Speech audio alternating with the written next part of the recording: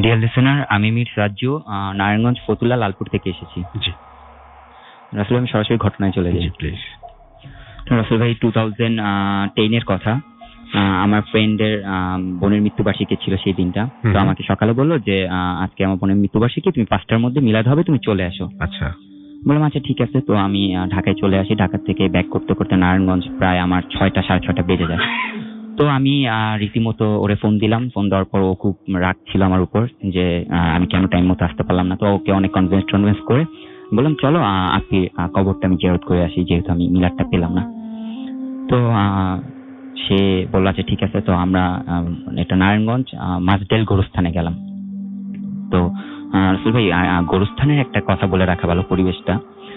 মাসডেল গোরস্থানটা এমন একটা গোরস্থান যেটা মুসলমান, হিন্দু, বৌদ্ধ, খ্রিস্টান একই জায়গায় সবকিছু করা হয়। মুসলমান, বৌদ্ধ, খ্রিস্টান তাদেরকে দাফন করা হয়, আর হিন্দুদের যেটা শ্মশান সেটা একটা ওয়ালের মাঝখানে আছে। এপার আর ওপার শ্মশান এবং মুসলমানদের গোরস্থান। কিন্তু মোটামুটি অনেক বড় একটা গোরস্থান। তো যাক, ওর সাথে কথা বলতে বলতে বলতে বলতে প্রায় রাত হয়ে গেল অনেক। কিন্তু আমরা গোরস্থানের উদ্দেশ্যে আসছি এবং গোরস্থানের সামনে বসে বসে কথা বলতেছি একটা দোকানে। তো আমরা মোটামুটি যখন গোরস্থানে ঢুকি তখন টাইমটা আনুমানিক হবে 12:30 বা 1:45। 1:45-টার দিকে যখন আমি গোরস্থানে ঢুকি, আমরা দুইজন, তো দেখলাম একটা লোক কবর জিয়ারত করতেছে। খুব কাছাকাছি যাওয়ার পর দেখলাম যে একটা সাইড দেখা যাচ্ছিল, যে লোকটা মনে হচ্ছিল যে একটা মেয়েলি আর কি। আচ্ছা। তো আমরা যখন যাচ্ছি সামনে গিয়ে দেখলাম যে তার পিছনে চুল অনেক লম্বা। তখন বুঝতে পারলাম যে না, সে একজন মহিলা। একজন মহিলা এত রাতে কেন কবর জিয়ারত করতে আসবে? তো স্বাভাবিকলি আমরা কিছু না বলে হাঁটতেছি। তো আমার ফ্রেন্ড বলতেছে যে একটা কমেন্টস করছে, যাই হোক, যে মহিলাটাকে নিয়ে একটা লাউডলি একটা কমেন্টস করছে, যেটা মহিলা হয়তো বা শুনতে পারছে। তো কমেন্টসটা করে আমরা দুজন হাঁটতে হাঁটতে অনেক একটু ভিতরে চলে গেলাম। ভিতরে যাওয়ার পর মোটামুটি অনেক বড় কবরস্থান, যেহেতু আমরা আপুর কবরের সামনে গেলাম, আপির কবর জিয়ারত করলাম। তো আসার পথে কবর জিয়ারত শেষ হওয়ার পর তো আমরা জুতা টুতা পরে যখন আমি ফিরলাম, তখন হুট করে দেখলাম ও মোবাইলটা ছুঁড়ে ফেলে দিল মাটিতে। তো বললাম হোয়াটস দ্য রং, তুমি মাটিতে মোবাইল ছুঁড়ে ফেললা কেন? বলতেছে আমি যে আসার সময় যে মহিলাটা দেখছি সেই মহিলাটাকে আমি মোবাইলে দেখলাম লাইট জ্বালানোর পর। বলছে হ্যালুসিনেশন কিছু একটা হবে। তো বলতেছে না আমি দেখছি। আচ্ছা ঠিক আছে, যাই হোক দেখছো, ঠিক আছে আমি ব্যাক করি, আমরা অনেক রাত হয়েছে, ব্যাক করি। ব্যাক করে আসার সময় দেখলাম রাসেল ভাই যে অনেক বড় একটা চুল পুরো রাস্তাটা ঘেরো করে রাখছে। তো যখনই দেখলাম যে রাস্তা মানে টোটালি রাস্তাটা মানে চুলে, এত লম্বা চুল, মানে কোথা থেকে আসছে আমরা জানি না, তবে মানে রাস্তাটার মধ্যে চুলে অনেকটা চুল। আসার সময় কিন্তু এই 15 মিনিট আগে কিন্তু এই চুলটা ছিল না। তো বেসিক্যালি আমি খুব ভয় পেয়ে যাই, আমার ফ্রেন্ডও ভয় পেয়ে যায়, এবং আমরা উল্টা ভাবে আমরা দৌড় দিই দুইজনে দুই সাইডে। তো আমি জানি না ও কোন দিকে দৌড় দিয়েছে, আমি উল্টা হয়ে আমি দৌড় দিই, খুব ভয় পাই আমি। তো দৌড় দেওয়ার পর আমি দৌড়াতে প্রায় 8 থেকে 10 মিনিট পর আমি গোরস্থান থেকে বের হয়ে যাই। তো বের হয়ে যাওয়ার পর আমি খুব হাঁপাইতেছি। তো একটা লোক আসলো আমার সামনে, এসে বললো কি হয়েছে বাবা? বললাম যে আঙ্কেল এই ব্যাপার এই হয়েছে, আমি এটা দেখছি। তো সেরকম এটা হয়, আর এত রাতে তোমরা কেন গোরস্থানে আসছো?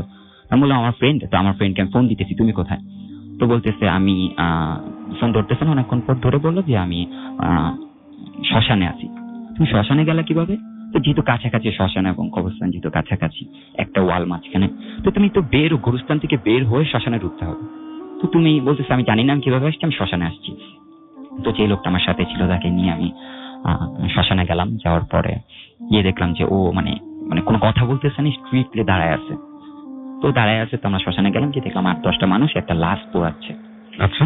তো লাশ পোড়াচ্ছে, সেই সময় আমি গেলাম। যাওয়ার পর একটা জিনিস লক্ষ্য করবেন, যখন হিন্দুদের লাশ পোড়ানো হয় তখন লাশটা যখন অনেকক্ষণ যাবত পোড়ানো হয়, তখন একটা পর্যায়ে গিয়ে লাশটা 2 খণ্ড হয়ে 1 খণ্ড দাঁড়ায় যায়, কি একটু উঁচা হয়ে যায়।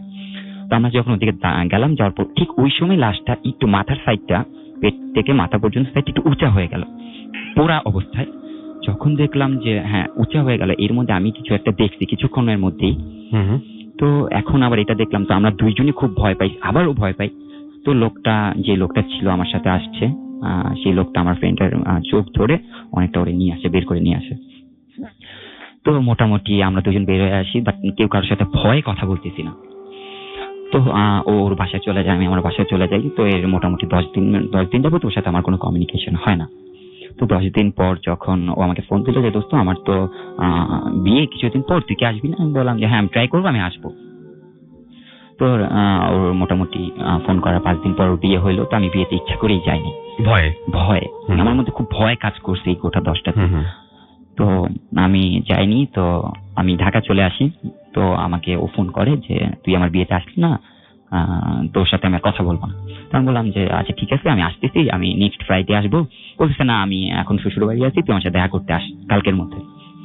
আমি বললাম আচ্ছা ঠিক আছে। তো নতুন বিয়ে করছে, তো আমি ওর শ্বশুর বাড়ির ঠিকানা দেয়, আমি যাই ওর শ্বশুর বাড়িতে যাই। যাওয়ার পরে ওর সাথে অনেক কথা বলে, অনেক মান অভিমান ছিল আমার উপর, ভাঙানোর পর ও আমাকে মানে কোনোভাবেই আমরা দুজনের সাথে শেয়ার করতেছি না আমাদের 15 দিন আগে যা ঘটেছিল না। ও এত পরিমাণ ভয় পাইছে আর আমি এত পরিমাণ ভয় পাইছি যে আমরা ভুলেও এটার উচ্চারণ করতে চাই না বা ডিসকাস করতে চাই না ওই ব্যাপারটা নিয়ে। তো বললো এমন আমি স্মোক করবো আর কি, স্মোকিং এ একটা হ্যাবিট ছিল। তো এখন নতুন জামাই এখন কোথায় স্মোক করবে, তো ওয়াইফের সাথে ডিসকাস করে ওয়াইফ বললো যে এরকম সেফ প্লেস তো নাই, আপনি যদি চান আপনি ছাদে গিয়ে স্মোক করতে পারেন। তো ও বললো আচ্ছা ঠিক আছে। তো ছাদে আমি গেলাম, ও সিগারেটটা ধরাবে, এই সময় ম্যাচ ছিল না, ফায়ার বক্স ছিল না। তো ফায়ার বক্স ছিল না, আমাকে বললো যে সার্জুফ একটা ম্যাচের ব্যবস্থা করবে। তাহলে তুই দাঁড়া উপরে, আমি নিচে যাচ্ছি, নিচে গিয়ে ভাবির থেকে নিয়ে আসি। তো আমি নিচে নামলাম, ছাদে গেলাম। ছাদটা ছিল 7 তলায়, তো আমি ওর শ্বশুরবাড়িটা ছিল 3 তলায়।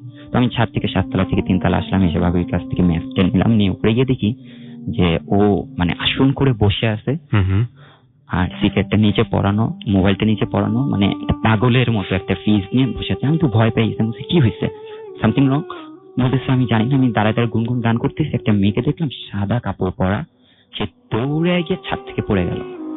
আচ্ছা। তো আমি তো টোটালি শকড, বলতেছি যে এরকম কেন হচ্ছে, এবং ও বলতেছে যে আমার সাথে এরকম কেন হচ্ছে, 15 ডেজ আগে এরকম একটা সম্মুখীন হয়েছে একটা ঘটনা, আজকে এরকম একটা ঘটনা। তুমি বলছো আচ্ছা ঠিক আছে চলো, আর কিছু করা লাগবে না, চলো নিচে যাই। আমরা যখন যাচ্ছিলাম, নিচে নামতেছিলাম, আমাদের দুজনের হাত পা টোটালি ভাইব্রেট হচ্ছিল যে আমরা কি দেখলাম। এবং আমি ঘটনাটা এখন শেয়ার করতেছি, এখন আমার হাত পা কাঁপতেছে, মানে চিন্তা করলে যে সেই দিন কি ঘটেছিল, কি দেখেছিলাম। জি। তো বাসায় আসলাম, আসার পর ও বলতেছে না শ্বশুর ভাই থাকবেই না, এরকম একটা সিচুয়েশনও থাকবে না। ওর শাশুড়ি ওর তো অনেক কনভিন্স করে ট্রাই করলো, আমার কারোর সাথে কিছু শেয়ার না করে ও বলেছে আমার নিয়ে যাবি তুই আজকে, আমি থাকবো না এদিকে। তো মোটামুটি ও আর আমি অনেক কনভিন্স করে শাশুড়িকে, তারপর ও বাসায় চলে আসে। এবং আসলে ভাই আমি ওর সাথে দুইটা ঘটনার পর মানে আজকে 5 বছর এখন পর্যন্ত আমি ওর সাথে মানে ভয়ে অনেকটা দেখা করি না। ওকে।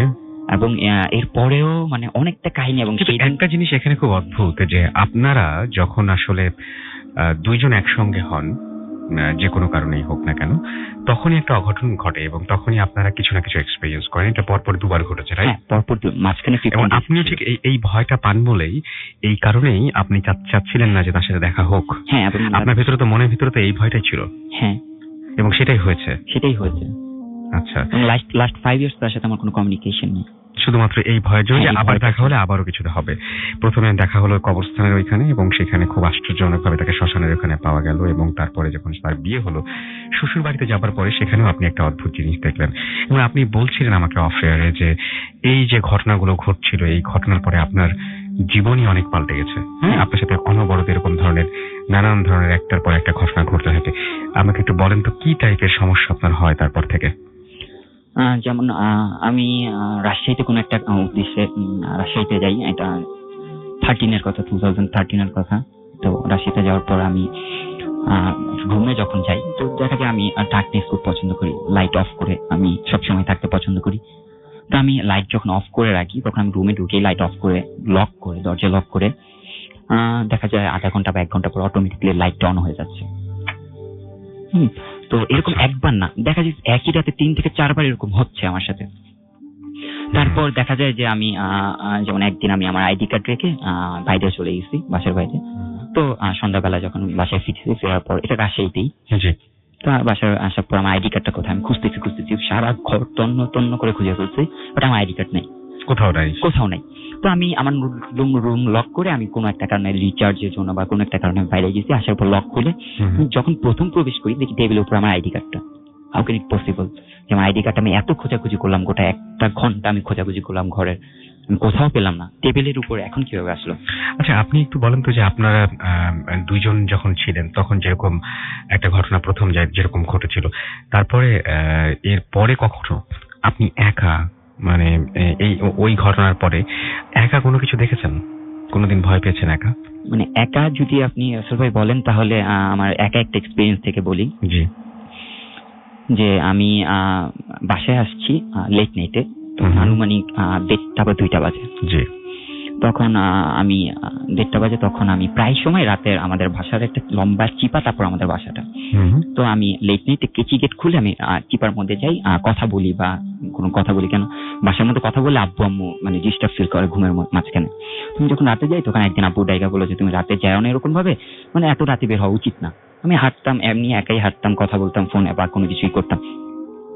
একদিন আমি যেটা দেখলাম যে আমি রাস্তা বাইরে বের হয়েছি, মাত্র কেচি গেটটা অফ করে চিপার মধ্যে মাত্র আসছি, দেখলাম যে রাস্তায় কেউ নাই, চিপার মধ্যে কেউ নাই, বাট বিশাল বড় একটা ছায়া, অনেক লম্বা ছায়া। আমি মনে করলাম হয়তো বা কোনো মানুষ দাঁড়ায় আছে, নর্মালি যদি লাইটের অপোজিটে যদি কোনো মানুষ দাঁড়ায় ছায়াটা একটু লম্বা হবে স্বাভাবিক। কিন্তু আমি যখন উপরের দিকে তাকালাম তখন এটা মানে এই জিনিসটা দেখার জন্য কোনোভাবেই প্রস্তুত ছিলাম না। এটা যে একটা মানুষ মানে তার দেহটা যতটুকু, তার 3 গুণ করলে যতটুকু মানে হাইটের হয় ততটুকু তার পা, দাঁড়ায় আছে আমার দিকে, একটু লুক করে তাকায় আছে। এবং মানে আমি সাথে সাথে মানে দেখা যেতেছে আমি আমি আমি কি করবো এখন। আমার মধ্যে একটা জিনিস কাজ করে, যখন আমি খুব বেশি ভয় পাই তখন আমি কিচ্ছু করতে পারি না, আমি চিৎকারও করতে পারি না বা আমি কিছু বলতে পারি না।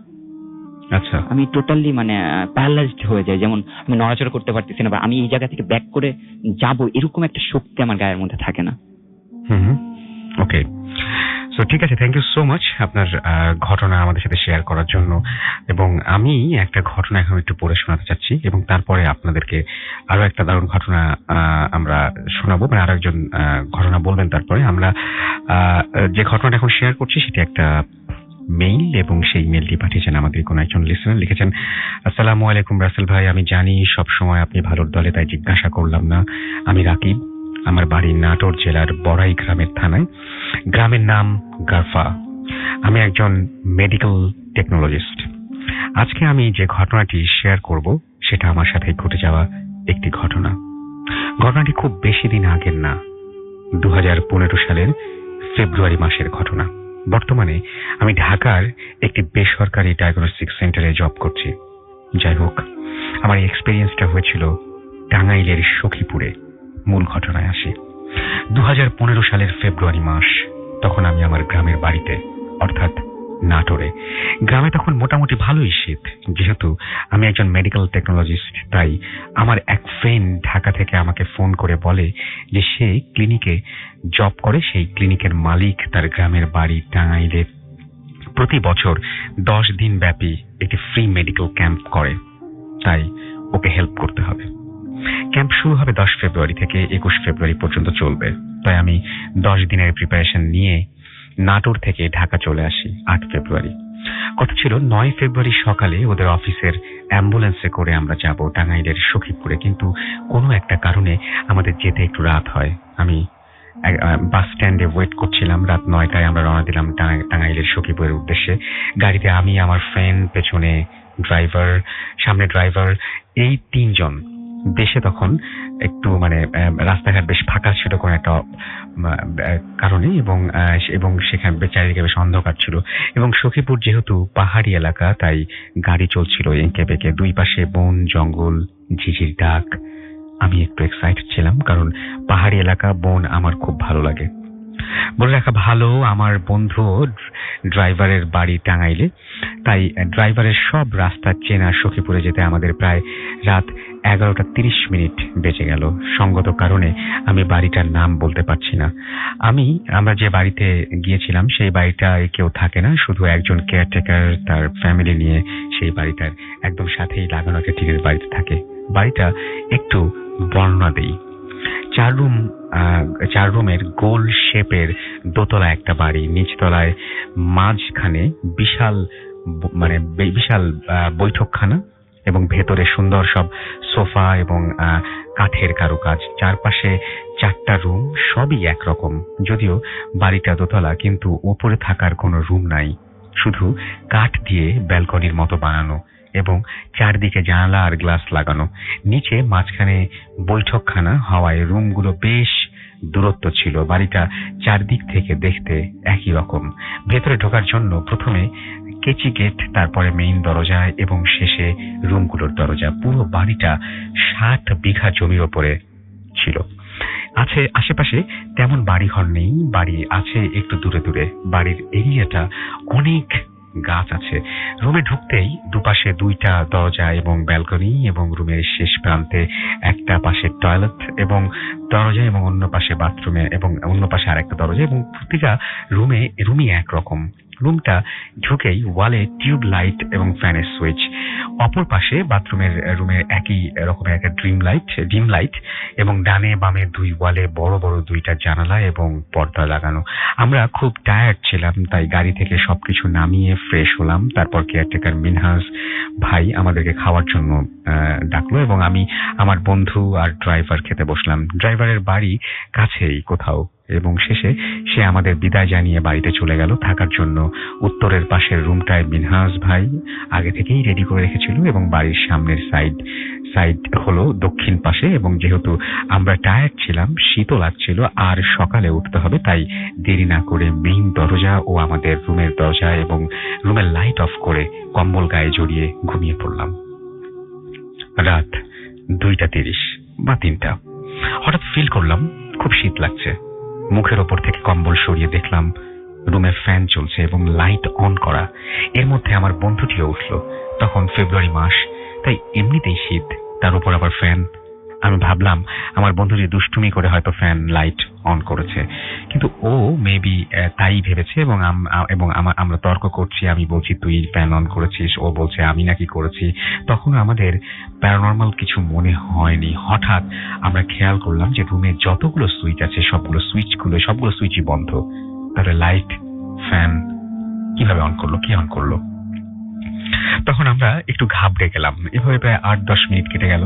শীতে কাঁপছি, ভয়ে দরজাও খুলতে পারছি না। কেয়ারটেকার মিনহাজ ভাইকে ডাকবো, তাও পারছি না, কারণ তার ফোন নাম্বার ছিল না, আর রুম থেকে ডাকলেও শুনতে পাবে না। তখন আমরা উপায় না দেখে আমাদের গাড়ির ড্রাইভারকে ফোন দিলাম। যেহেতু ড্রাইভারকে প্রতিটি বিষয় এখানে আসতে হয় এবং এখানে প্রতিটি বছর এখানে আসতে হয়, এবং এই এলাকার মানুষ, তাই কেয়ারটেকারের ফোন নাম্বার ড্রাইভারের কাছে ছিল। কেয়ারটেকারকে ফোন দিতেই কয়েক মিনিট পর মেইন দরজা খোলার শব্দ পেলাম। বুঝলাম মিনহাজ ভাই আসছে। আমরা রুমের দরজা খোলার আগেই লাইট ফ্যান অফ হয়ে গেল। মিনহাজ ভাই এসে বলল, কি হয়েছে? আমরা বললাম একটু আগে লাইট ফ্যান সব অন ছিল। মিনহাজ ভাই বলল, না, সব তো ঠিকই আছে। তখনও ফ্যানের পাখা আস্তে আস্তে ঘুরছিল। আমি মোবাইলের লাইট দিয়ে দেখালাম, বললাম এই দেখেন। মিনহাজ ভাই একটু ভেবে বলল, হয়তো ইলেকট্রিসিটি লাইনের কোনো ঝামেলা হয়েছে, এবং সে কারণে হয়তো এরকম কিছু একটা হয়েছে। ওটা কিছু না, আপনারা ঘুমান। মিনহাজ ভাই সবকিছু দেখে চলে গেল। আমরা দরজা বন্ধ করে ঘুমিয়ে পড়লাম। পরদিন সকালে আমি মিনহাজ ভাই আবার ওই ব্যাপারটা বললাম। কেয়ারটেকার মিনহাজ ভাই তখন আমাদের সন্দেহটা দূর করার জন্য একজন ইলেকট্রিশিয়ান ডেকে নিয়ে আসলেন, এবং ইলেকট্রিশিয়ান এসে সব চেক করে বলল, সবই তো ঠিক আছে, কেন, কোনো সমস্যা নেই। কিন্তু আমার মনে একটাই প্রশ্ন বারবার সেটা আসছিল, এবং সেটা হচ্ছে যদি লাইনে কোনো প্রবলেম না হয়, শুধু একটা লাইট আর ফ্যান চলবে কেন? রুমে আরো লাইট আছে, বাথরুমে লাইট আছে, আবার কেয়ারটেকারের আসার সাথে সাথে সবকিছু নর্মাল হয়ে গেল। ব্যাপারটা আমার কাছে কেমন যেন লাগলো। যাই হোক, পরের দিন রাতে কোনো সমস্যা হয়নি। তার পরের দিন বিকেলে আমার বন্ধু আমাকে বলল, যেহেতু টাঙ্গাইলে আসছি, এখন তো কোনো কাজ নাই, তাই আমি একটু বাড়ি থেকে ঘুরে আসি। আমাকে বলল, তোর কোনো সমস্যা হবে? আমি বললাম, না, কোনো প্রবলেম হবে না, তুই যা। ও চলে গেল, এবং আমি আশেপাশে একটু ঘুরলাম। সন্ধ্যার একটু আগে মিনহাজ ভাই আমাকে বলল, রাকিব ভাই আপনি থাকেন, আমি একটু বাজারে যাব, আসতে দেরি হতে পারে। আমি বললাম ঠিক আছে। আমি একা হয়ে গেলাম। রুমে আসলাম। রুমে আসার আগে দেখে আসলাম যে আপা, অর্থাৎ মিনহাজ ভাইয়ের ওয়াইফ রান্না করছে। যাই হোক, আমি রুমে বসে আছি। তখন রাত 8টা বাজে। নীরবতা কাটানোর জন্য ল্যাপটপটা অন করে মুভি দেখছিলাম। হঠাৎ রুমের বাইরে জানালার কাছে কারো পায়ের সাউন্ড পেলাম। শুকনো পাতার ওপর হাঁটলে যেমন শব্দ হয় ঠিক তেমন। আবার একটু পর অনেকগুলো শুকনো পাতার ওপর কোনো কাঠ বা ভারী কিছু ফেললে যেমন শব্দ হয়, সেরকম একটা সাউন্ড পেলাম। আমি ভাবলাম মিনহাজ ভাই হয়তো কোনো কাজ করছে। আমি জানালার একটু কাছে গিয়ে মিনহাজ ভাইকে ডাকলাম, মিনহাজ ভাই, কিন্তু কেউ কোনো রেসপন্স করলো না। আস্তে আস্তে পায়ে হাঁটার শব্দটি দূরে মিলিয়ে গেল। পরক্ষণে আমার মনে হলো মিনহাজ ভাই বাজারে গিয়েছে, সে আসবে কিভাবে? তাছাড়া অন্য কেউ এখানে আসার কথা না। আমি পর্দাটা একটু সরিয়ে জানালার গ্লাস দিয়ে ভালো করে দেখার চেষ্টা করলাম। ঘুটঘুটে অন্ধকার, কিছুই দেখা গেল না। আমি একটু শঙ্কিত মনে বাইরে গিয়ে মিনহাজ ভাইয়ের ওয়াইফকে বললাম, আপা আপনি কি ওই রুমটার উত্তর পাশে গিয়েছিলেন? আপা বলল, না, আমি তো রান্না করছি। কেন, কি হয়েছে? আমি বললাম সব কথা। ততক্ষণে মিনহাজ ভাই আসলো, তাকেও বললাম। আমি রাতের খাওয়া শেষ করলাম, সে রাতে মিনহাজ ভাইকে সাথে নিয়ে ঘুমালাম। পরদিন আমার বন্ধু বাড়ি থেকে আসলো, আরো এক বড় ভাই আসলো আমাদের কাছে, আমাদের কাজে হেল্প করার জন্য। সেদিন রাতে আমি, আমার বন্ধু, ওই বড় ভাই একই রুমে ঘুমিয়ে আছি। তখন রাত 12টা কি 1টা হবে। ওই বড় ভাই আমাদের দেখে উঠলো, ডেকে উঠালো। আমরা রুমের বাইরে একটা শব্দ শুনতে পেলাম, মনে হচ্ছিল কোনো মধ্যবয়স্ক লোক খুব কষ্টে আছে, তাই সে ঘুমাচ্ছে। আমরা 3জন বেশ কিছুক্ষণ সেই আর্তনাদ শুনলাম। রুমের লাইট অন করলাম। কিছুক্ষণ পর আর কোনো কিছু শুনতে পেলাম না। এবং এসবের কারণ কি সেটা আমি জানি না, কিন্তু এটাই ছিল আমার ঘটনা। এবং ব্যস্ত থাকার কারণে স্টুডিওতে যেতে পারবো না। এবং রাকিব হাসান আমাদেরকে এই ঘটনাটি পাঠিয়েছেন। থ্যাংক ইউ ভেরি মাচ আপনার ঘটনার জন্য। এবং আমরা বলতে চাই আপনাকে, সেটা হচ্ছে যে যারা শুনছেন তারা হঠাৎ করে কিন্তু এরকম কোনো ঘটনা এক্সপিরিয়েন্স করতেই পারেন। আপনার রুমের মধ্যে হঠাৎ করে দেখবেন যে অফ করা লাইটগুলো অন হতে পারে। হঠাৎ করে আপনি দেখতে পারেন যে আপনার রুমের পাশে কারো একজনের অস্তিত্ব অনুভব করতে পারেন, যে কেউ একজন হাঁটছে। এবং এই যে এটা আরো বেশি অদ্ভুত ব্যাপার, যে কোনো একটা অপরিচিত মানুষ যার যে ডিস্টেন্স থেকে শব্দ আসছে সেই ডিস্টেন্স থেকে শব্দ আসার কথাই না, বাট সেইখান থেকে একটা আর্তনাদ শুনতে পাচ্ছেন আপনি গভীর রাতে। কেমন লাগে আসলে এই সমস্ত জিনিসগুলো, গা শিউরে ওঠার মতো ব্যাপার। এনিওয়েজ, আমরা চলে যাব ঘটনায়। আমাদের সঙ্গে এই মুহূর্তে আছেন, আচ্ছা আপনার নামটা একটু বলেন। আমার নাম আহমেদ বাবু। আচ্ছা, ওয়েলকাম ব্যাক বাবু ভাই। এবং বাবু ভাই, আপনাকে আবারও স্বাগত জানাচ্ছি ভূত এফএম, এবং সেই সাথে আপনার আজকের ঘটনাটা জানতে চাচ্ছি, এবং ঘটনাটা কোথায় ঘটেছিল একটু যদি বলতেন। থ্যাংক ইউ রাসেল ভাই। এই ঘটনাটা আসলে ঘটেছে হচ্ছে একজনের সাথে, সে আমার কাছে সেটা শেয়ার করেছে আর কি। আচ্ছা। এবং তার সাথে কিছু ছোটখাটো ভৌতিক এক্সপিরিয়েন্স আমার আছে এই ভদ্রলোকের সাথেই আর কি। তো পুরোটাই শেয়ার করতে চাচ্ছি। প্লিজ। যে ঘটনা শেয়ার করেছে ওনার নাম হচ্ছে সাজ্জাদ হোসেন। জি। তো এই গত মাসখানেক ধরে বেশ বৃষ্টি হচ্ছে জানেন আপনি রাসেল ভাই। তো এই বৃষ্টির সময় বেশ ভূতের বেশ ভৌতিক গল্প বা কিছু মজা লাগে আর কি। শুনতে ভালো লাগে। আমি অনেককেই ডাকি ভৌতিক আড্ডা দেওয়ার জন্য।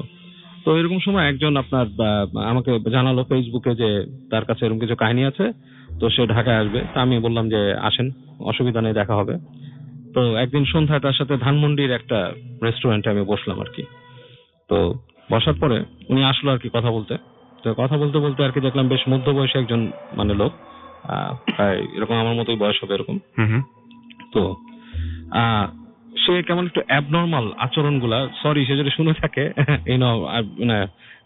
আমি sorry, but I have to say this, আচরণগুলো একটু অ্যাবনর্মাল ছিল আর কি কথাবার্তা বলার সময়, তার কাহিনী বলার সময়। তো এক পর্যায়ে উনি আমাকে জিজ্ঞেস করছে যে ভূতের গল্প শুনেন, আপনি কি ভূত বিশ্বাস করেন?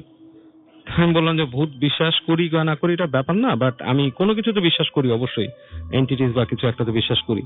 তো বলতেছে যে আপনার পকেটে যে টাকা আছে তার মধ্যে একটা টাকা টেপ মারা, খুঁজে দেখেন 3টা 100 টাকার নোট পাইছেন না, একটা টেপ মারা আছে। আমি বেশ একটু কনফিউজ হয়ে গেছি, কারণ তার কিছুক্ষণ আগে আমি মোবাইলে একটা আপনার রিচার্জ করছিলাম 500 টাকার নোট দিয়েছিলাম 200 টাকা রিচার্জ করতে। তো 300 টাকা কিন্তু ফেরত দিয়েছে। 300 টাকার মধ্যে একটা থাকা পসিবল না, বাট মানে ওই লোকটা হঠাৎ করে এরকম একটা কথা বললো আর কি, বেশ অবাক।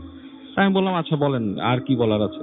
বলে এটা আরো কিছু টুকিটাকি বলা শুরু করলো, এবং সে একটু পর পর মানে কেঁপে কেঁপে উঠছে, মানে he is like shivering, saying something. তো মনে হচ্ছে যে মানে তার কোন একটা মানে পজিশন আছে বা কিছু একটা এরকম লাগছে আর কি। যাই হোক, তো মানে তার আচরণগুলো নরমাল, আসলে অ্যাবনর্মাল আর কি। ওনার আচরণটা অ্যাবনর্মাল, এবং সে নিজেই জানে এবং বলছে যে আমার ভেতরে কিছু ব্যাপার আছে। যাই হোক, এখন ওনার ঘটনায় চলে আসি। তো তার কথা অনুযায়ী যে সে অনেক কিছু বলতে পারে, হ্যাঁ, এবং সে আমাকে কিছু ঘটনা বলেছে, এবং তার মধ্যে কিছু কিছু জিনিসের আমি তাকে স্বীকার করি নাই, যদিও কিছু কিছু জিনিসের সত্যতা আসলে আছে। মানে probably he knows a little bit. তো তার এই জিনিসটা পজিশনের কাহিনীটা আমি বলি যে কিভাবে সেটা কি তার কন্ট্রোলে আছে নাকি?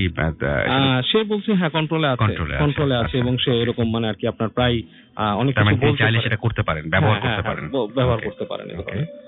যাই হোক, তিনি যেভাবে জিনিসটা পায় সেটা তার প্রথম পাওয়ার কাহিনীটা আমাকে বললো যে একদিন গ্রামে আর কি, গ্রামে থাকে অনেক দূরে, আপনার ইসের ওই এই এই মাগুরা ঝিনেদা এই অঞ্চলটা যেটা আছে ওখানেরই একটা অঞ্চল, আমি এক্স্যাক্টলি বললাম না লোকেশনটা। তো একদিন রাতের বেলা সে আসছিল আর কি, কোন একটা গ্রামে অন্য কোথায় দাওয়াত খেয়ে সে আসতেছিল, এবং আপনার রাস্তা খুব নির্জন, মানে গভীর রাত্রি রাস্তা, নির্জন, কোনো মানে মানুষজন নেই আশেপাশে, মাটির রাস্তা, হেঁটে আসতেছে। তো বললো যে যখন চলে আসতেছে একটা জায়গায় তার মনে হলো যে রাস্তার পাশ থেকে কোনো মানুষ ছিল না, কিন্তু মনে হলো যে একটা ছায়া মূর্তির মতো রাস্তার পাশ থেকে উঠে আসলো, এবং সেটা মানুষের একটা ছায়া মূর্তি টাইপের, এবং বোঝা যাচ্ছে যে চুল ছাড়া এরকম। তো রাস্তার মধ্যে এসে যখন দাঁড়াইছে ঠিক মাঝখানে আর কি, মাটির রাস্তা মাঝখানে দাঁড়ানো, তো উনি নাকি বলতেছে কে কে এখানে কে, এবং হাতে টর্চ ছিল না তার, তো দেখতেছে যে সরতেছে না, দাঁড়াই আছে। তো সে আপনার ম্যাচ বের করে, ম্যাচ জ্বালানোর পর কাউকে দেখলো না ওখানে।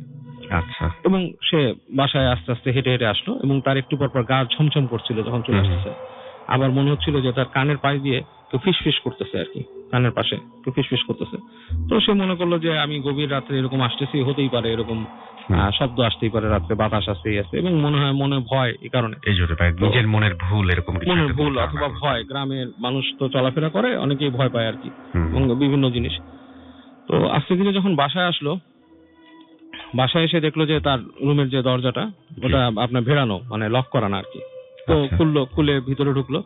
তো ওনাকে ভিতরে ঢোকার পর দেখলো যে ওনার ভাই শুয়েছিল খাটের মধ্যে, এবং সে তাকে দেখে তাকায়, মানে বেশ তাকাই আছে, দেখলো তার দিকে চোখ বড় বড় করে তাকায় আছে অন্ধকারের মধ্যে, মানে ভাইয়ের চেহারাটা দেখে মনে হচ্ছে প্রচন্ড ভয় পেয়েছে তাকে দেখে।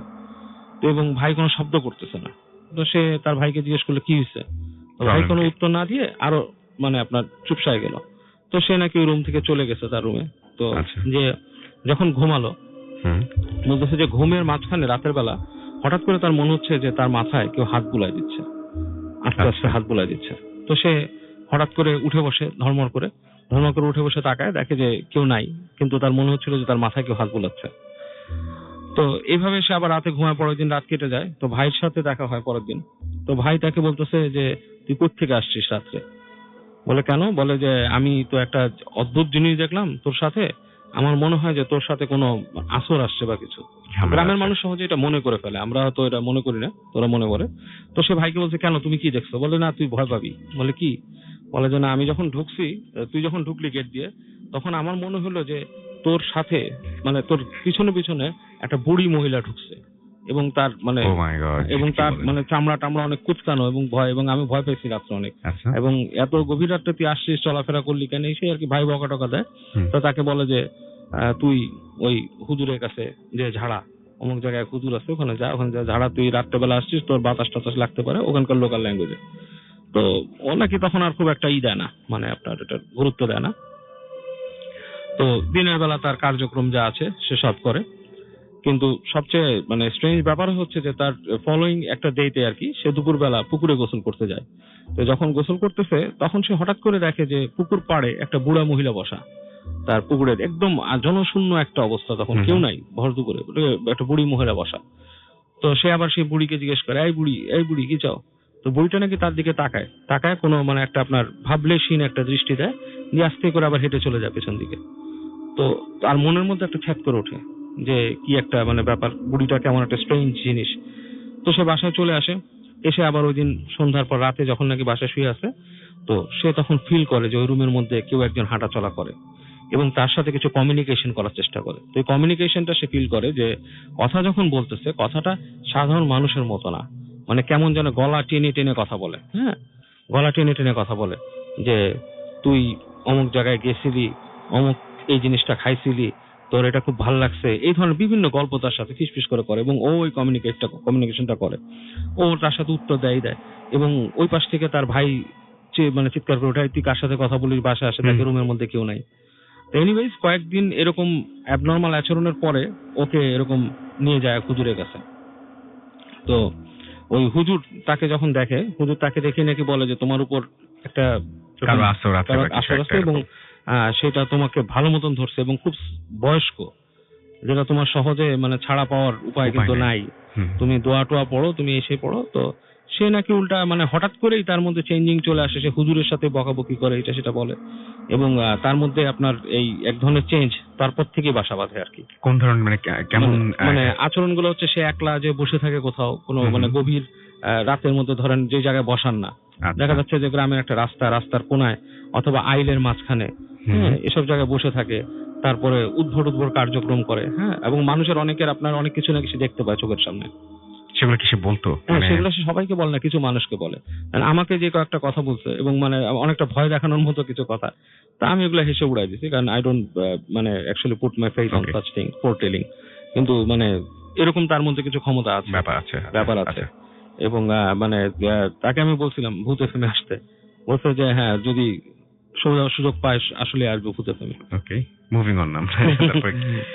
এই আর কি রাসেল ভাই, এটা হচ্ছে তার কাহিনী। আচ্ছা, এইভাবে সে পেলো এবং তারপর থেকে সে মানে সে কি মানে মানুষকে এমনি হেল্প করার জন্য এগুলো ব্যবহার করে? হ্যাঁ, সেটাই বললো যে আমি মানে মানুষকে বলে দেই, কারো যদি ভবিষ্যতে কিছু থাকে বা কারো একটা বিপদ থাকে আমি বলে দেই, জানতে চায় তার কাছে, জানতে চায়, সে বলে দেয়।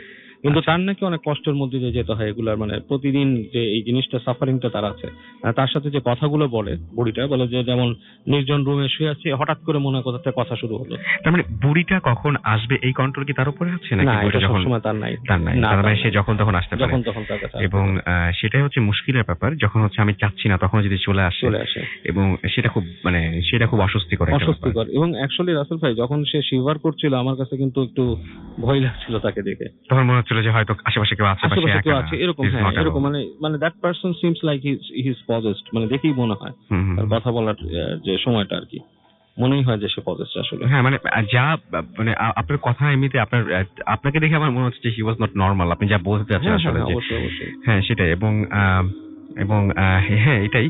কিন্তু ওই যে যতই আমি যাই পাই না কেন, আমি একটু আপনাদেরকে জিজ্ঞেস করতে চাই যে এরকম ধরনের কোনো বৃদ্ধ মহিলা যদি হঠাৎ করে আপনাদের কাছে আসেন এবং আপনাদেরকে এরকম ধরনের একটা ক্ষমতা দিতে চান, যে ক্ষমতাটা একটা সুপার ন্যাচারাল একটা পাওয়ার, যে পাওয়ারের কারণে আপনি অন্যের ভবিষ্যৎ বলে দিতে পারবেন বা আরো অনেককে হেল্পও করতে পারবেন, অনেককে অনেক কিছু বলে দিতে পারবেন, তাহলে আপনি যা নিবেন নাকি আপনি চাইবেন যে না এইটা থেকে আমি অব্যাহতি চাই? মানে কোনটা চাইবেন? পাওয়ারটা চাইবেন নাকি চাইবেন যে এই বৃদ্ধার সাথে যেন আর কোনোদিন দেখা না হয়? বৃদ্ধার চেহারা কেমন ছিল? নরমাল? জি, আপনার অনেক বলি রেখা কোচকানো। হ্যাঁ, সেটাই খুব ভালো হওয়ার কথা না, মানে ভয়ঙ্করই হওয়ার কথা। নমস্কার রাসেল ভাই, আমি শুভ বলছি কলকাতা থেকে। প্রথমেই আপনাকে জানাই অনেক ধন্যবাদ, কারণ আপনার এই শো শোনার জন্য আমি পুরো ভক্ত বলতে পারেন। তো আমি আমার ঘটনায় চলে আসছি। এটা তখন 2011 শেষের দিকে কি 2012 ওই ফেব্রুয়ারি মাস সামথিং কিছু একটা হবে। তো তখন আমি প্রথম 2012 ফেব্রুয়ারির দিকে প্রথম আমি আপনাদের এই ভূতের সন্ধান পাই কোনো একটা ভাবে। তো আমি প্রথমে পুরো ভক্ত হয়ে যাই, সারা দিন রাত্রি শুনছি, ডাউনলোড করে শুনছি, আপনাদের অ্যাপ নামিয়ে শুনছি, এরকম অনেকভাবে শুনছি। তো আমার যে রুমমেট ছিল, কলকাতায় মেস ভাড়া করে থাকি, তো আমি আমার রুমমেটকে প্রথম দিন বলছি, ভাই দেখ আমি একটা নতুন একটা এরকম বাংলাদেশের একটা এফএম চ্যানেলের সন্ধান পেয়েছি, এখানে সব রিয়েলিস্টিক ভূতের গল্পগুলো বলা হয়, খুব সুন্দর, তুই শুনলে পাগল হয়ে যাবি, তুই শোন, হেব্বি মজা লাগবে। তো বলছে যে তোর আগে থেকে আমি এটা শুনছি। তো তখন মানে শুনছি এরকম ভাবে, তো তখন হালকা হালকা যে গরমটা পড়েছে কি পড়বে ভাবে এরকম।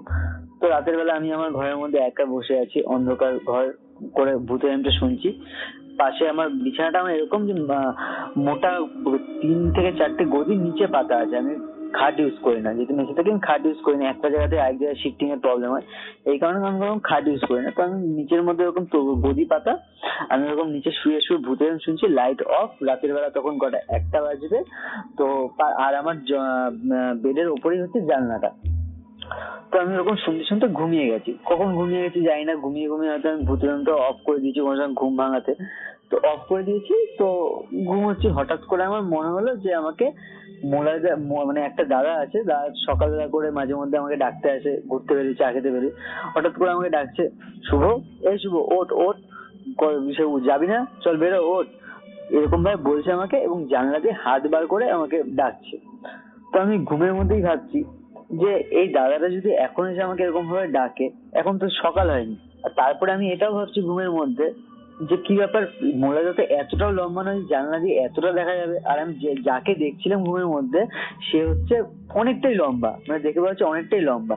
তো আমি তার ফেস খুব ভালো করে দেখতে পাইনি, যেহেতু কালো এরকম একটা ফেস এরকম মনে হচ্ছে পুরোটাই কালো এরকম মনে হচ্ছে। তো হঠাৎ করে আমি এরকম ভাবতে ভাবতে হঠাৎ করে আমার ঘুমটা ভেঙে গেছে। ঘুমটা যে ভেঙে গেছে, আমি ডিটো যেরকম ভাবে আমি স্বপ্নে দেখছিলাম ওরকম ভাবে দেখছি একজন জানলা দিয়ে হাত বার করে আমাকে ডাকছে, এই শুভ ওঠ, যাবি না, চল চল ওঠ। এবার যেই ওই জিনিসটা আমার ঘুম ভাঙার পর দেখেছি, সাথে সাথে আমার ভয় ধরে গেছে।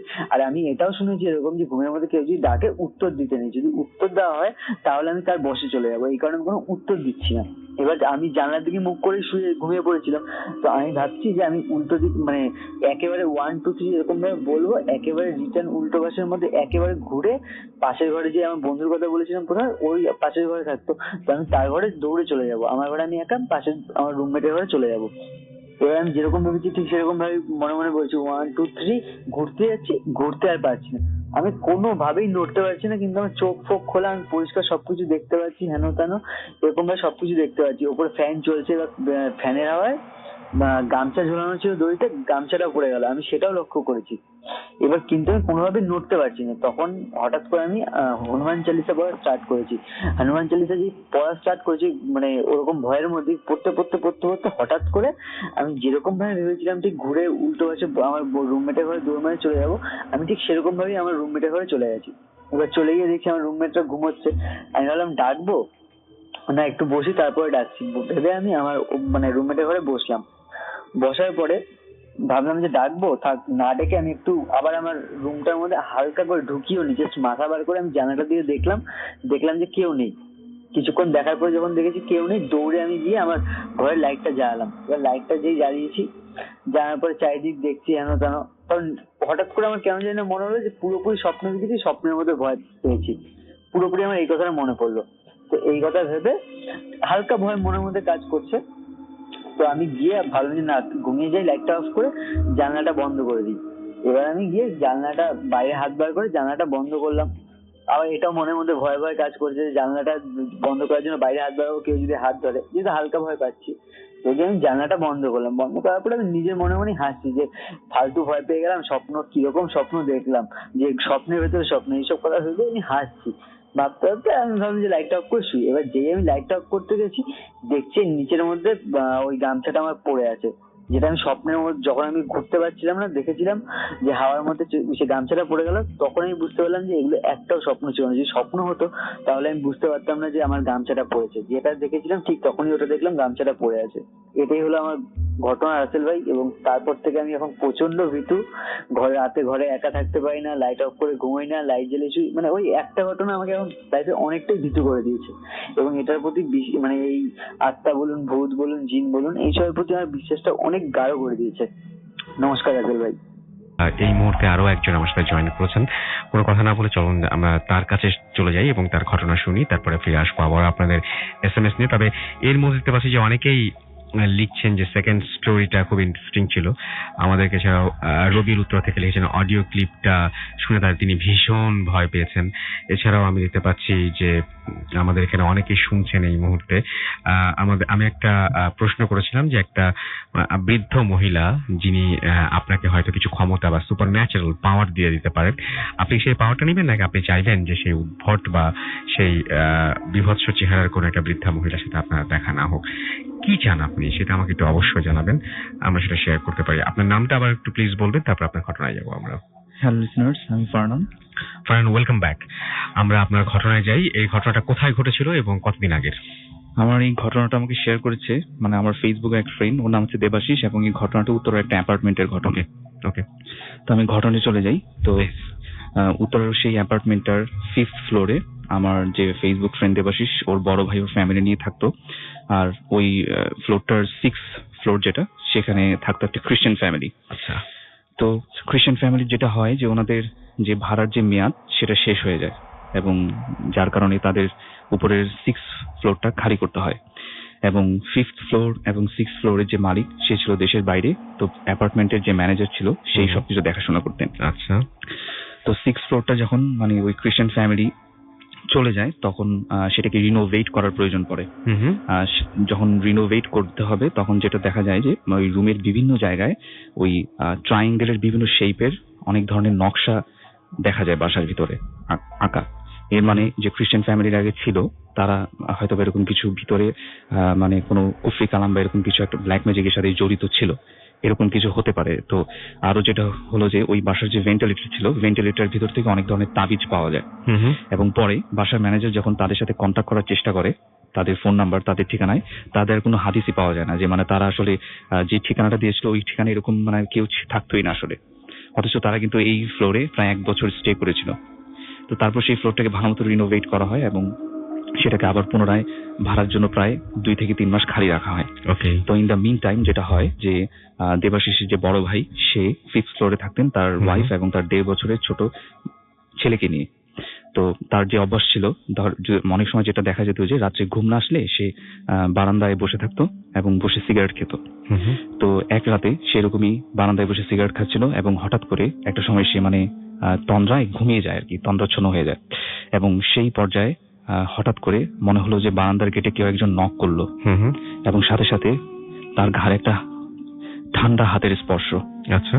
এবং সাথে সাথে তার ঘুমটা ভেঙে গেল এবং ঘুম ভাঙার পরে সে পেছনে ফিরে দেখলো যে পেছনে কেউ নেই এবং সে তখন ভাবলো হয়তোবা তার ওয়াইফ তাকে ডাকতে এসেছিল এবং সে সাথে সাথে তার বেডরুমে চলে গেল এবং গিয়ে দেখলো যে বেডরুম একদম খালি, কেউ নেই।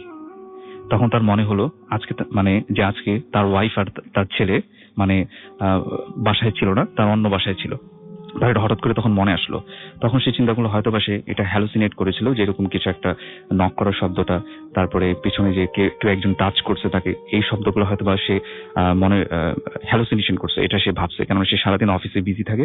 তো সে এটা ভেবে মানে ঘুমানোর চেষ্টা করলো এবং একটা পর্যায়ে রাত্রে হঠাৎ করে তার ঘুম ভেঙে গেল একটা ভয়ানক স্বপ্ন দেখে। এবং স্বপ্নটা ছিল এইরকম যে সে তার রুমে ঘুমানো এবং তার রুমের দুপাশে ছিল, বেডের দুপাশে ছিল 2টা জানলা এবং সোজাসুজি ছিল একটা বারান্দা। তো সেই বারান্দার গ্রিল এবং যে জানালার যে গ্রিলগুলো ছিল, সে স্বপ্ন দেখলো যে সেই গ্রিলটা ধরে একটা ছোট বেটে টাইপের একটা মানুষ যদি উপর থেকে পড়ে গেলে যেভাবে ঝুলে থাকবে গ্রিলটাকে ধরে, ঠিক সেভাবে ঝোলা অবস্থায়, এবং ওটা শেপটা হবে কোন একটা বামনের মতো এবং সম্পূর্ণ কালো কুচকুচে এবড়ো থেবড়ো চুল এবং মনে হচ্ছে যে ওই জিনিসটা তার দিকে একদম চেয়ে আছে। শুধু একটা না, 3টা জায়গায় 3টা এরকম 3জন তার দিকে তাকায় আছে, এরকম মনে হচ্ছিল তার। এবং সে যখনই রাত্রে ঘুমাতে গেল প্রত্যেকবার একই স্বপ্ন দেখলো এবং একই ভাবে ঘুম থেকে ভেঙে গেল এবং সে রাতে আর ঘুমাতে পারেনি। পরদিন যখন তার ওয়াইফ তার বাসায় আসে, সে তার ওয়াইফের সাথে এই ঘটনাগুলো শেয়ার করেনি আসলে, কেননা সে সারাদিন বাসায় একা থাকে, ভয় পাবে। সে যেটা করলো যে এরপরে কয়েকদিন পরেই তার ওয়াইফ তাকে বললো যে আমি একদিন বাসায় ছিলাম, তো দুপুরের দিকে যখন আমি গোসল করতে যাই, রুমের বাহির থেকে হঠাৎ করে মনে হচ্ছে কেউ যেন নক করতেছে, মানে বাথরুমের গেটের বাইরে থেকে। অথচ বাসায় কিন্তু কেউই থাকতো না, শুধু 1.5 বছরের ছোট শিশু থাকতো। তো এইরকম এই ঘটনাগুলো যখন সে তার হাজবেন্ডের সাথে শেয়ার করলো, তার হাজবেন্ড তো বললো যে তুমি হয়তো বা হ্যালুসিনেট করছো, এরকম কিছু নাই আসলে। অথচ সে এটা তাকে শেয়ার করেনি, তার নিজের সাথে এরকম একটা ঘটনা করেছিল, এটা তার ওয়াইফের সাথে তখনও শেয়ার করেনি, কেননা ভয় পেতে পারে। তো সে নিজে নিজে চিন্তা করলো এগুলো আসলে কি, কেননা তার এই ভূত এই বিষয়গুলোতে কোনো প্রকার ট্রাস্ট ছিল না। প্রায় কয়েকদিন এভাবেই কেটে গেল এবং হঠাৎ করে নতুন কিছুর উৎপাত শুরু হলো এবং সেটা হচ্ছে 6th ফ্লোর, যেটা একদম সম্পূর্ণ খালি ছিল। সেইখানে হঠাৎ করে যেটা হয় যে হিল পরে যদি কেউ হাঁটে যেরকম সাউন্ড হবে, সেরকম সাউন্ড রাতের বেলা শোনা যেত। আবার মনে হতো যে কেউ পাটায় কিছু বাড়তেছে, এরকম কিছু সাউন্ড তারা শুনতে পেত। আবার মাঝে মাঝে মনে হতো যে ফ্লোরের ভিতরে বড় বড় বালতি দিয়ে কেউ পানি ঢালতেছে, এরকম কিছু সাউন্ড তাদের আসতো। ইভেন 4 তলায় যারা থাকতো তারা অনেকে এরকম সাউন্ড পেত। তো এই সবকিছু ম্যানেজারকে জানানো হয়। তো ম্যানেজার যেটা পরে করে যে 6th ফ্লোরটাকে একটা হুজুর ডেকে মিলাদ পড়ানো হয়, মানে ঘরটাকে বন্ধ করে দেওয়া হয়। এরপর আর এরকম কোনো সাউন্ড তারা পায়নি। কিন্তু বেশ কয়েকদিন পরে তার ওয়াইফ, সে এবং তার ছোট যে ছেলে ছিল 1.5 বছরে, তারা একসাথে ঘুমাচ্ছিল এবং হঠাৎ করে তাদের যে খাটটা ভাইব্রেট করতেছিল এবং এই ভাইব্রেশনে হঠাৎ করে তার ওয়াইফের ঘুম ভেঙে যায় এবং ঘুম ভাঙার পরে সে লাইট অন করে দেখে যে না, সব ঠিক আছে, এরকম কিছু নেই। সে ফার্স্টে মনে করছিল ভূমিকম্প বা এরকম কিছু একটা হবে। সে আবার লাইট অফ করে আবার ঘুমাতে গেল, আবার একই ঘটনা। তখন সে আর নিজে উঠলো না, সে তার হাজবেন্ডকে উঠতে বললো। তার হাজবেন্ড উঠে লাইট অন করে দেখলো যে সব ঠিক আছে এবং সেই মুহূর্তে রুমের ইলেকট্রিসিটি সম্পূর্ণ চলে গেল। এবং হঠাৎ করে পাশের যে রুম, ড্রয়িং রুম, সেই রুম থেকে একটা অদ্ভুত একটা বিকট শব্দ আসা শুরু করলো। শব্দটা হচ্ছে এইরকম যে ওই পাশের রুমটাতে ছিল যে স্টিলের আলমারি, স্টিলের আলমারিটাকে যদি কেউ ধরে টানাটানি করে যেরকম সাউন্ড হবে, সেরকম একটা সাউন্ড তারা পাচ্ছিল। এবং এই সাউন্ডটা শোনার পরে তারা বেশ ভয় পেয়ে গিয়েছিল, কারণ আশেপাশের রুমে কেউ থাকে না, তারা 3জনই পরিবারের সদস্য। তো তখন হাজবেন্ড যেটা বললো যে আমি একটা টর্চ লাইট নিয়ে দেখে আসি পাশের রুমে যে কি হচ্ছে আসলে, তুমি বাবুর পাশে থাকো। সে যেটা হলো যে ওই টর্চ লাইটটা নিয়ে পাশের রুমটাতে গেল। পাশের রুমটাতে যখন সে গেটটা খুলবে তখন মনে হচ্ছিল যে ভেতরে কাচের কোনো কিছু সে কেউ ভাঙতেছে আর ওই স্টিলের আলমারিটাকে বারবার নড়াচ্ছে, এরকম একটা সাউন্ড। সে আস্তে করে গেটটা খুললো এবং ভেতরে দেখলো যে সম্পূর্ণ অন্ধকার, ইলেকট্রিসিটি নেই। টর্চের আলোতে সে দেখলো যে আলমারিটা একদম যে জায়গায় ছিল সেই জায়গায় 1 ইঞ্চি ওটা নড়েনি। আর ঘরের প্রত্যেকটা জিনিস সব ঠিক আছে, কিন্তু ওই আলমারিটার পাশে দেয়ালে তার মৃত বাবা মার যে ছবিগুলো ছিল, ওই ওরা তো মানে মালা দিয়ে রাখে ছবিগুলোকে, ঠিক আছে, ওই ছবিগুলোর যে কাচের ফ্রেমে বাঁধানো ছিল ওগুলোকে দুমড়ে মুছে কে জানি ফেলে রাখছে মাটিতে। আচ্ছা, তো এইটা দেখে সে ভয় পেয়ে গেছে, এটা তো কোনো চোরের কাজ হবে না, তো এটা হয়তো বা কোনো খারাপ কিছু হয়তো বা আসছিল।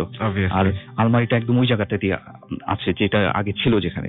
তো তখন একটু সে ভয় পেয়ে গেল। তখন সে চিন্তা করলো যে না, সে এই রুমে থাকবে না, বের হয়ে যাবে। সে যখন বের হতে যাবে ওই টর্চ লাইটের আলোতে একটা অদ্ভুত জিনিস তার চোখে পড়লো। সেটা হচ্ছে যে তাদের ড্রয়িং রুমের টোটাল ছিল 4টা উইন্ডো, ডান পাশে বাম পাশে টোটাল 4টা উইন্ডো ছিল। এবং উইন্ডো গুলা সে যে একটা স্বপ্ন দেখছিল, আমি যেটা বললাম একটু আগে, সেই স্বপ্নটা দেখার পরে সে তার বাসার প্রত্যেকটা উইন্ডো পর্দা দিয়ে মানে ঢেকে রাখতো, কখনো খোলা রাখতো না।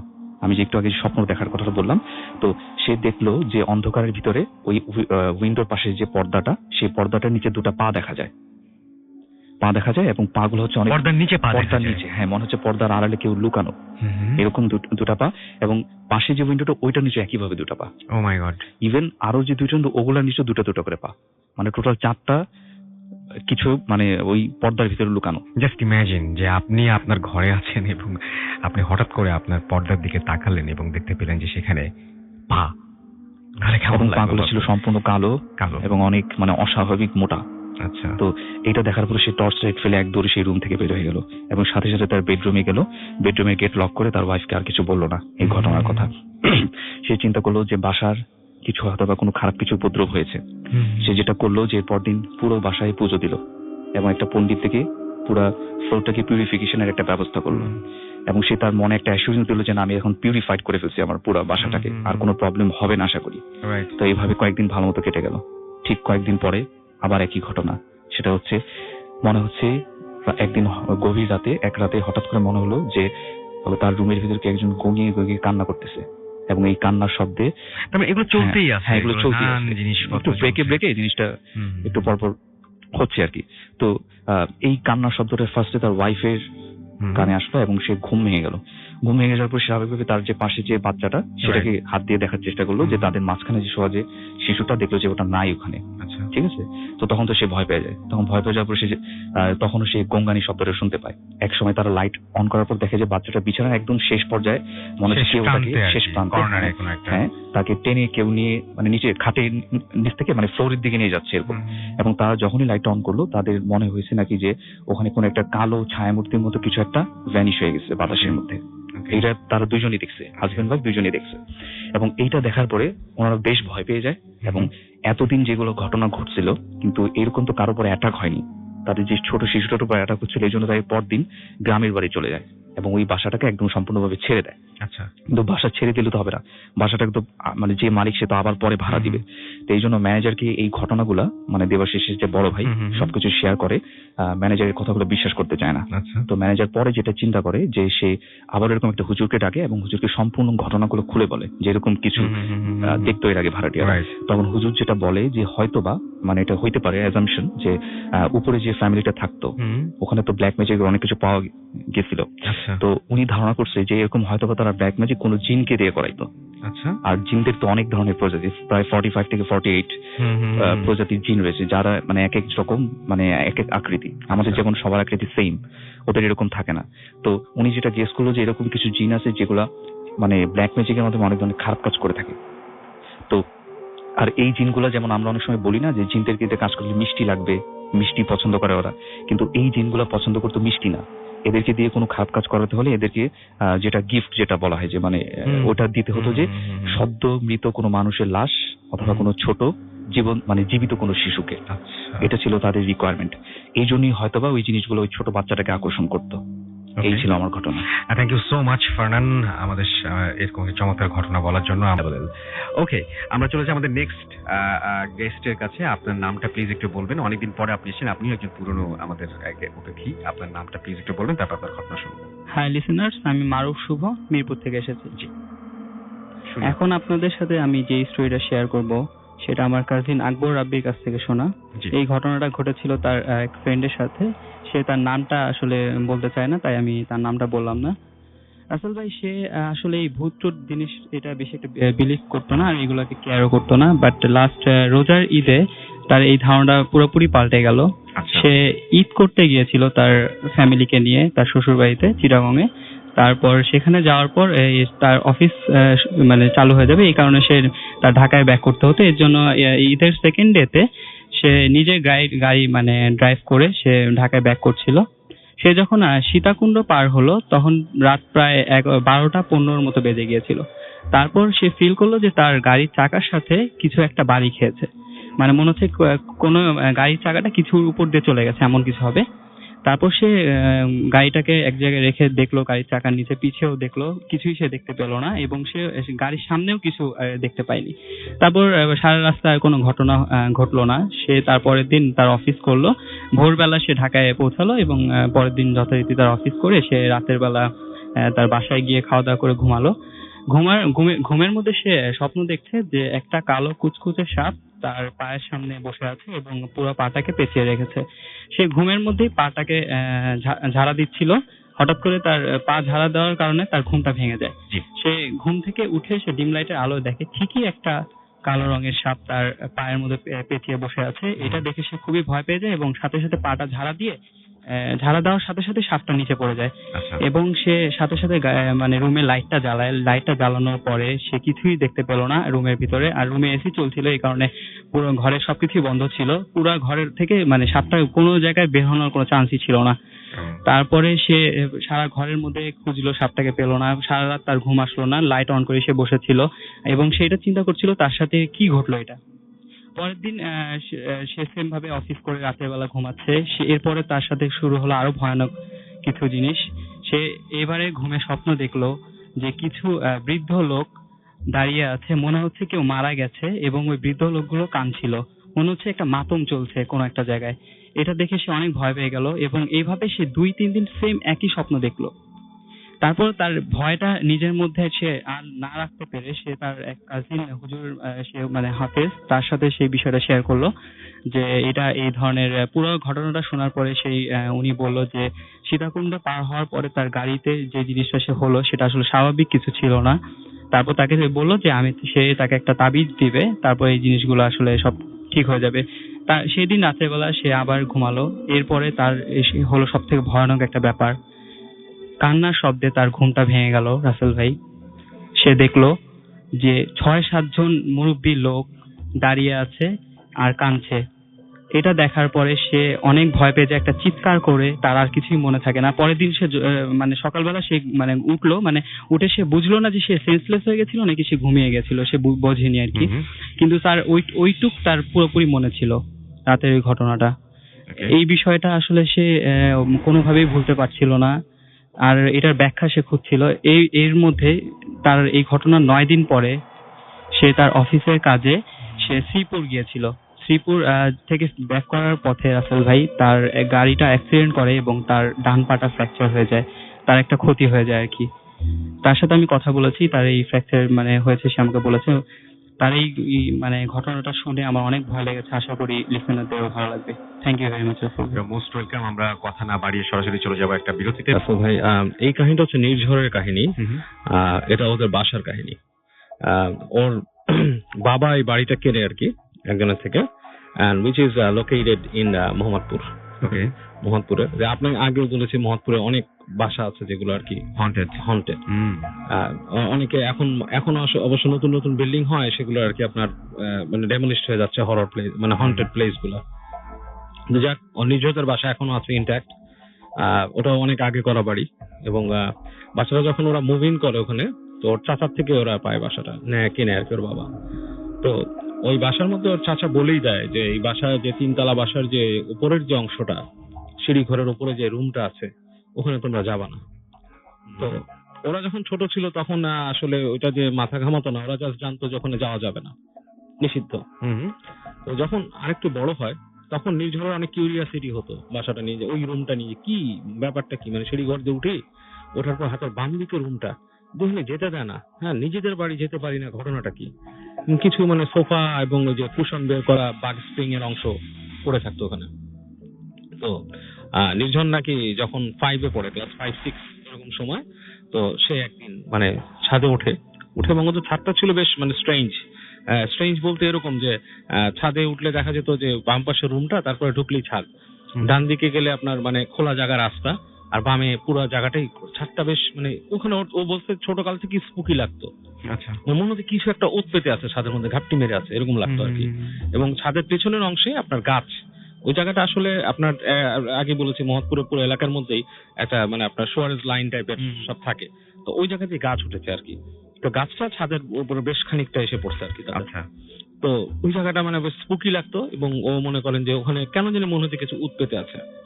যাক, ও যখন ক্লাস 5-এ পড়ে তখন একদিন ও curiosity, out of the curiosity, ও ছাদে উঠে কিছুক্ষণ ঘোরাঘুরি করার পরে ভর দুপুর বেলা আস্তে আস্তে রুমটার দিকে যায় যে আজকে রুমটা কি আছে দেখবো, মানে আমি দেখবো রুমের মধ্যে ব্যাপারটা কি আসলে।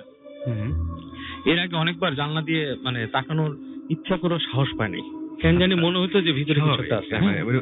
আমার মনে হয় যে অনেক কিছু সেন্স করা যায়। রাইট। তো ওই দিন তার সাহসটা একটু মানে বেড়ে যায় আর কি, মানে সে আস্তে করে যে জানলা দিয়ে উকি দেয়। তো জানলা উকি দিয়ে দেখে যে অন্ধকার হয়ে আসছে এবং দিনের বেলা অন্ধকার থাকতো রুমটা, জাস্ট জানলা দিয়ে হালকা আলো ঢুকতো এরকম আর কি। তো তাকে দেখে একটা বিছনা আছে রুমে, একটা টেবিল আছে, পড়ার টেবিল, তারপর একটা ছোট আলমারির মতো যেটা ওই ছিঁড়ে বুড়ে গেছে আর কি, যে এক ধরনের আগের আমলে দেখতেন এক ধরনের মানে টেম্পোরারি একটা ইসের মতো থাকতো, একটা কাবার্ডের মতো। ও আচ্ছা, চেইন দিয়ে, হ্যাঁ ওরকম একটা ছিঁড়ে বুড়ে যাওয়া একটাই। তারপর জুতার স্ট্যান্ড একটা।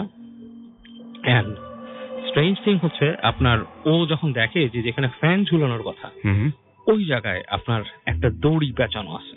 আচ্ছা, দড়িটা মানে কাটা, মানে শুধু দড়ির একটা অংশ ঝুলতেছে।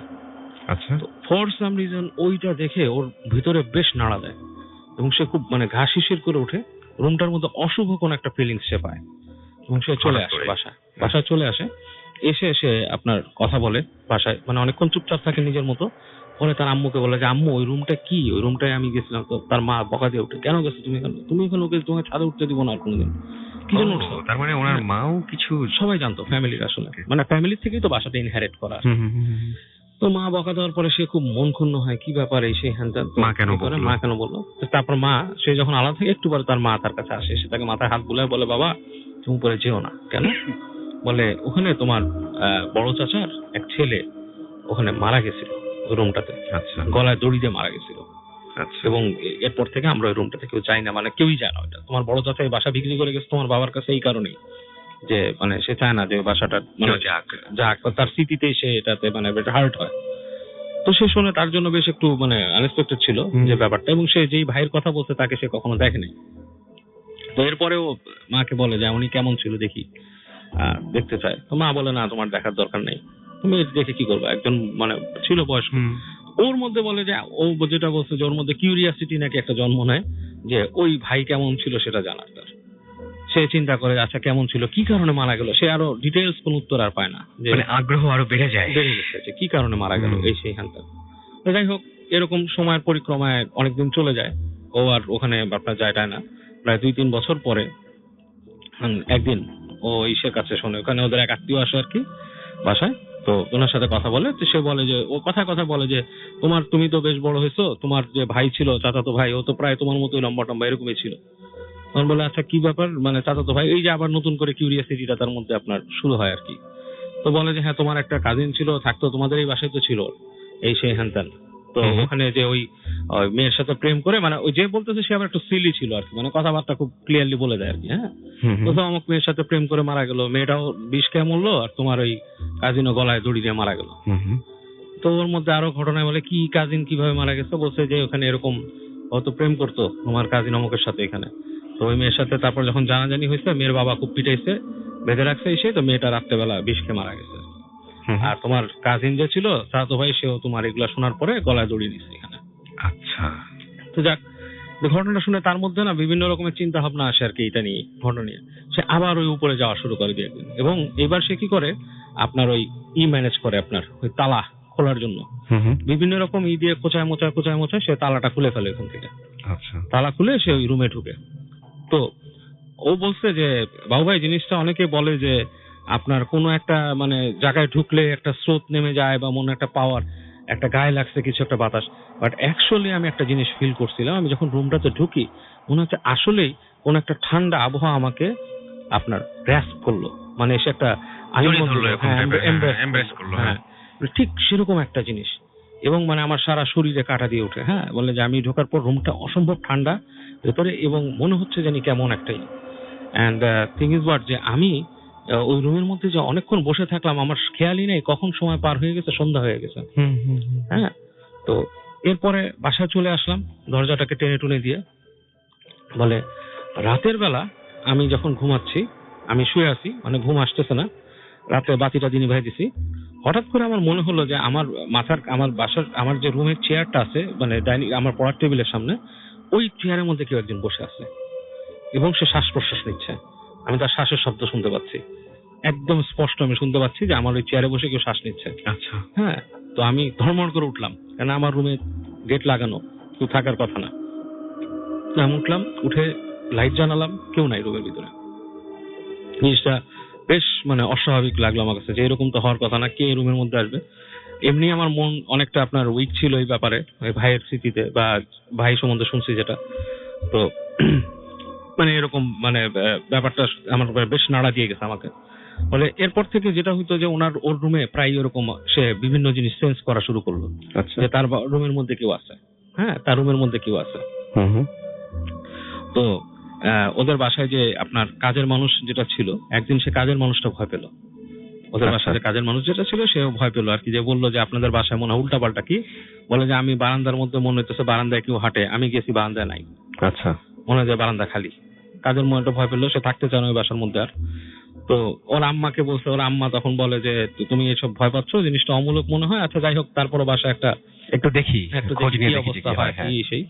তো আপনার ওই গ্রামের আত্মীয় যেটা ছিল সে আবার এর মধ্যে একদিন আসছে, সে বলতেছে যে আপনাদের বাসার মধ্যে যে এই উল্টা পাল্টা জিনিসগুলো দেখতেছেন, তো এখন তো মনে হয় আত্মা আছে, ওই যে ভাইয়ের আত্মাটা, এটা কে বলছে? ওই গ্রামের লোকটা আর কি। হ্যাঁ, যে ওর যে তার আত্মা আছে এবং সে এখানে সম্ভবত এসে আপনাদের এই মানে চলাফেরা করে, নিজের বাসা চলে যেতে পারে না। আচ্ছা, আপনারা এটা একটা ব্যবস্থা করেন। তো এগুলা শোনার পরে আর কি এখন ব্যাপারটা হচ্ছে যে ওরা একভাবে বিশ্বাস করে তার আপনার এক হুজুরকে নিয়ে আসছে। তো উনি এসে ঝেড়ে দিছে, যদিও কথাটা হুজুরও আত্মাই সম্বোধন করছেন, বাট এখানে আত্মা হওয়ার কথা না আর কি অ্যাকচুয়ালি। আচ্ছা, তো যাই হোক, তো ওই ঝাড়ফুঁক করে গেছেন। তো ঝাড়ফুঁক করার পরে তেমন আর কি ওই বাসার মধ্যে যেই জিনিসগুলো দেখা যেত বাসা ঘিরে আর কি আবর্ত করে, সেটা আপনার কিন্তু কমে, মানে ভিতরে যেটা হয়েছে এটা কমে গেছে, বাট বাসার আশেপাশে একটা প্রভাব রয়েই যায় বাসার মধ্যে, ওইটা আর ওদের বাসা ছেড়ে যায় না। ওই ধরনের জিনিসপত্র হতেই থাকে। এর মধ্যে একজন মহিলা ওরা পায়, যে মহিলা নাকি আপনার বলে যে সে জিন হাজির করে আর কি, জিন হাজির করে আপনার এই জিনিসগুলা করে। তো তাকে নিয়ে আসে, সে একটা আসন দেয় আর কি, ওরা যেটাকে বলে আসন দেওয়া আর কি, বসে আপনার একটা করে প্রসিজার করে। তো সেই রিচুয়াল করে সে একটা জিন আনে, সে এনে বলে যে এই বাসার মধ্যে মানে এখানে একটা আছে, মানে বিইং আছে আর কি, উইচ ইজ এন্টিটি অথবা আত্মা, যাই হোক, এবং হ্যাঁ সে এখানে ছেড়ে যাবে না, কারণ সে এটাকে খুব নিজের মনে করে, আপন মনে করে, এবং সেটা ছেড়ে যাবে না। তা আপনারা তাকে বিরক্ত করেন না, এবং এইটাকে আপনার খুলছে আপনার ছেলে। আচ্ছা, ওই যে রহস্যের রহস্যজনক ব্যাপারটা কিন্তু রাসেল ভাই এখানেই, এটা কিন্তু ওই মহিলার জানার কথা না, এটা ওই একটা নির্ঝর ছাড়া কেউ জানে না। ওই রুমটা খুলছিল সেই, বলে এটাকে আপনাকে আনলক করছে আপনার ছেলে। এবং আরো ব্যাপার হচ্ছে, আপনারা যদি খবর নেন, এখানে এক হুজুর এসে মানে ওনার চাচা বিক্রি করার আগে সেইখানে অনেক প্রবলেম ফেস করতো। আচ্ছা, এবং এটাকে এক হুজুরকে বন্দি করে দেওয়া হয়েছিল, বন্ধ করে দেওয়া হয়েছিল। এছাড়া কিন্তু এটা মানে এভাবে থাকতো না। এখন আপনার ছেলে যেটা খুলছে, এখন এটা আপনাদেরকে ওরকম করতে হবে, মানে তার দেওয়া কিছু প্রসিজার করতে হবে, এবং সম্ভবত এইখানে একজন ফাঁস নিয়ে মরছিল, সে ফাঁসের দড়িটাও এখানে আছে। আচ্ছা, ওই দড়িটাও খুলে নেবেন, নিয়ে মাটির তলে পুঁতে ফেলবেন এরকম। তো যাক, তো বললো যে মানে ওই মহিলা সেরকম আর কি একটা অ্যারেঞ্জ করলো জিনিসটা। হুম হুম তো বললো যে দড়িটা নিয়ে আসতে হবে ওই ছেলেরই, মানে ওই নির্ঝরেরই যে নিয়ে আসতে হবে ওই রুম থেকে। হুম হুম। ঠিক আছে, তো তার সেরকম আসন দিল বা রিচুয়াল, এরকম রিচুয়াল কিন্তু আমি নিজেও দেখছি রাসেল ভাই সামনে বসে একদম। আচ্ছা। অনেক রিচুয়াল এরকম আমার নিজের চোখে দেখা আছে। শুনলে it might sound very dramatic, weird weird and dramatic, but হ্যাঁ। ইট হ্যাপেন্স, আমার চোখের সামনে হয়েছে। যাই হোক, তো এরকম একটা আসন তারা দেয়, দিয়ে রাতের বেলা মানে লাঠি লাইট টাইট বন্ধ করে। তো ও বলছে যে হ্যাঁ হইতে পারে ওই সময় অনেকে মানে বোকা বানানোর জন্য করছে ব্যাপারটা, আচ্ছা। বাট অ্যাকচুয়ালি একটা জিনিসের কোনো নাই। ও যখন নাকি ওই রুমে গেছিল খুলতে, হ্যাঁ রুমটা যখন খুললো তখন রুমের ভিতর থেকে গড় গড় গড় গড় সাউন্ড আসতেছিল। জানি একটা মানুষ খুব আপনার কষ্ট পেয়ে যদি বা রাগের চোটে গড় গড় করতে থাকে, প্রচন্ড রাগে জিতে তাকে বেঁধে রাখছে এরকম, বলে ঠিক সেরকম গড় গড় গড় গড় শব্দ হচ্ছিল রুমের ভিতরে যখন আমি ঢুকি। এবং আলটিমেটলি ওই দড়ি, আমি যাই ওখানে, যে একটা চেয়ারে দিয়ে আমি দড়িটাকে, যেই দড়িটা ওখানে ঝুলানো ছিল সেই দড়িটা অনেক পুরানো হয়ে গেছে, দড়ির মধ্যে ধুলা লাগছে। আমি অনেক কষ্টে একটা ছুরি দিয়ে কেটে দড়িটাকে নামাই, হুম হুম। নামায় আমি গেটের বাইরে এনে ফেলি এবং আমার আর কিছু খেয়াল নেই। তারপরে আমি জ্ঞান হারা ফেলি এবং পরবর্তীতে আমার জ্ঞান ফিরে মানে আপনার চেঞ্জিং আসে। তো পরবর্তীতে ওদের ওই বাড়ি এখনো আছে এখানে, এবং ওই বাড়িটাকে ওর বাবা এখনো রিনোভেট করেনি, বেশ বড় জায়গার উপরে। এবং ওর বাবা বলে সরে যায় আর কি, ছেলের এইসব ভেজাল দেখে সরে যায়। তো আমি হয়তো বাড়িটা দেখতে যাবো খুব সুন। হ্যাঁ, আমিও শুনবো যে কোন জায়গায়। আমার মোটামুটি ওই এলাকা ভালোই চেনা আছে, তো আমিও চেষ্টা করব যেতে। And thank you very much আমাদের সাথে জয়েন করার জন্য। আমি দেখতে পাচ্ছি যে বেশ কিছু SMS রয়েছে আমার এখানে। আচ্ছা, SMS গুলো আমরা এসে পড়ি, আমাদের মনে হয় একটা ব্রেকে যাওয়ার সময় চলে এসেছে। অ্যান্ড ব্রেক থেকে এসে আপনাদের SMS গুলো আমরা ইনশাল্লাহ পড়ে ফেলবো। আমরা ব্রেকে যাচ্ছি এবং তারপরে আর কোনো ঘটনা পড়তে পারবো কি আমি জানি না, দেখা যাক। স্টে টিউনড রেডিও ফুর্তি অ্যান্ড ডোন্ট স্টপ দ্য ফুর্তি।